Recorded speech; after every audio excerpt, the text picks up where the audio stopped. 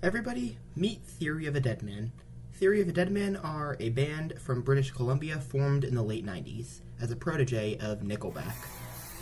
Now I know you just heard the word Nickelback and now you automatically assume they suck. Well, let's give it an open chance. I mean, Nickelback songs aren't all bad. They got some pretty good songs. So, I mean, who knows? Maybe we'll quite like them. Alright, let's hear them perform this song called Bad Girlfriend. Ooh, looks like it was a really big hit for the band. It's gotta be good, right?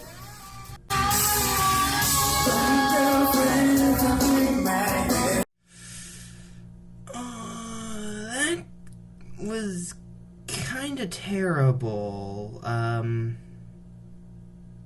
Does it get any better from here?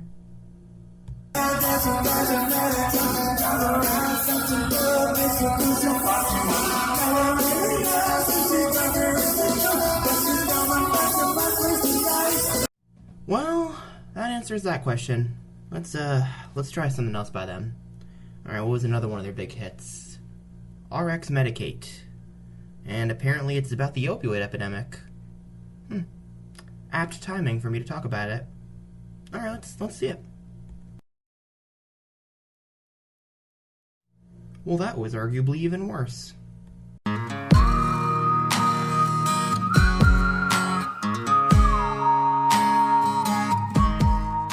We're here filming a video for our song RX, which is on our soon-to-be-released sixth record called Wake Up Call. RX is a song about the opioid problem in America and prescription drugs. Yeah, well, you kind of failed miserably at getting that message across. There are plenty of reasons as to why, but we'll get to that in a minute. Let's go over some of the reasons why this song sucks. Number one, the music is boring and the lyrics are laughably horrendous. Seriously, just listen to this crap.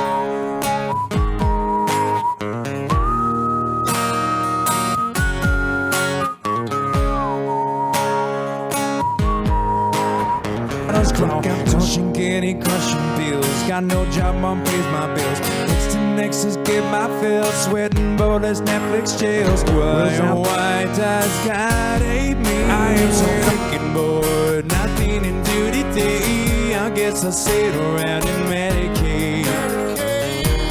Okay, I think I've tortured you enough with these piss poor excuses for lyrics.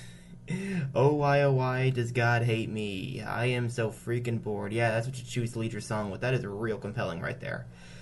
So why is the music like this? I mean, I played you the snippet of Bad Girlfriend earlier, and the point of that, well, one of the points of that, was to show you the stark contrast in the sound compared to that song and this song. Their two biggest songs. And the reason that they had such a drastic change in sound here, going from a hard rock sound to much more pop rock with some influences of country and almost trap. Like this song came out in 2017 during the height of trap music, and I just can't help but feel some trap vibes when I listen to this song. I don't know, maybe it's just me, but whatever. According to Tyler Connolly, the lead singer, this was in part due to his newfound interest in playing the piano, and that forced him to change his songwriting strategy. Well, given that there's barely any piano in this song, I really don't see how that applies here. Honestly, I would almost prefer Bad Girlfriend, even though it's misogynistic as hell and not good at all.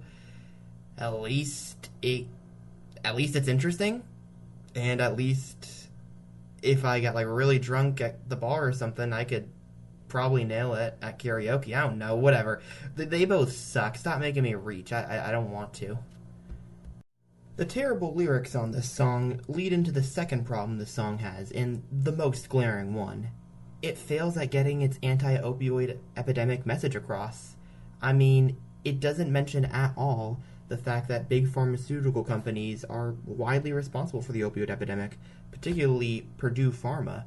I mean, according to the Kaiser Health News, it, quote, in May 2000, Purdue's hope to conquer the arthritis market hit a snag when the FDA criticized an ad for OxyContin in the New England Journal of Medicine.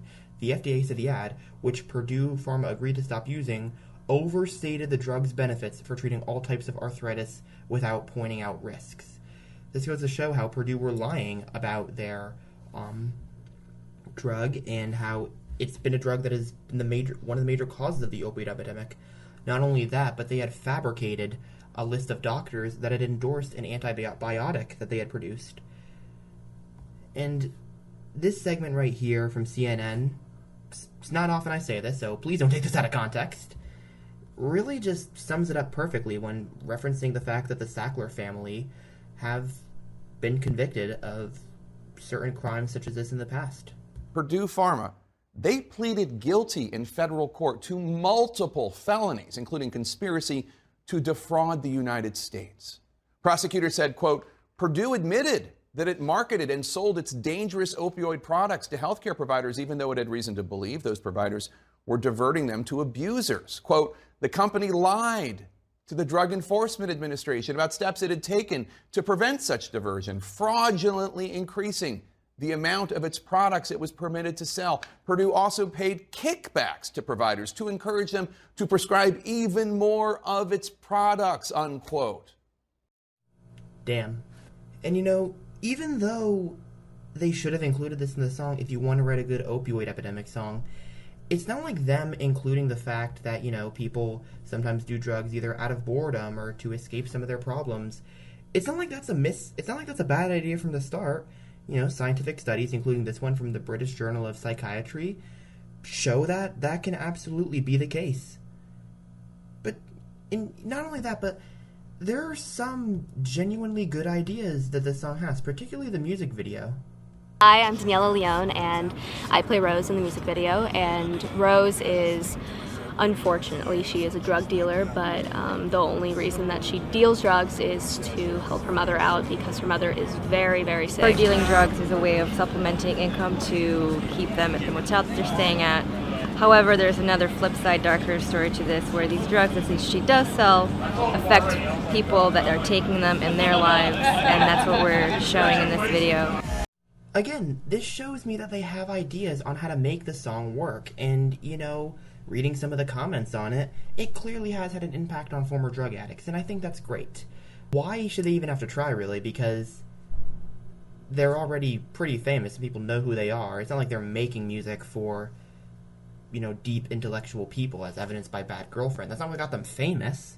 So, but, you know, even then, if they want to make a song addressing serious issues, bare minimum surface level analysis is not going to cut it. And another example, they could talk about marijuana. They could talk about how Big Pharma has lobbied against legalizing marijuana, even though its benefits for the opioid epidemic would be pretty impactful. And hey, I made a video about that. That was my first video. I made it like 6 months ago. Yeah, shameless plug, I know, but what would you rather listen to? Theory of a Deadman? Yeah, I didn't think so. And the last thing that this song fails at, and not the last thing, but the last thing I want to talk about is who cares what they have to say? I kind of touched on this earlier, but these are the guys who got famous by writing slutty, raunchy, degrading songs. And now they try to get serious. And by getting serious, I mean writing a basic guitar riff, looping it over and over again with a whistle, and just cringy lyrics. I mean, they already had cringy lyrics, so I don't know what I was expecting. But, again, this song didn't have to suck. If they had tried just a little bit, they could have come up with something passable. But again, why should they have to try? It's not like they're struggling or anything.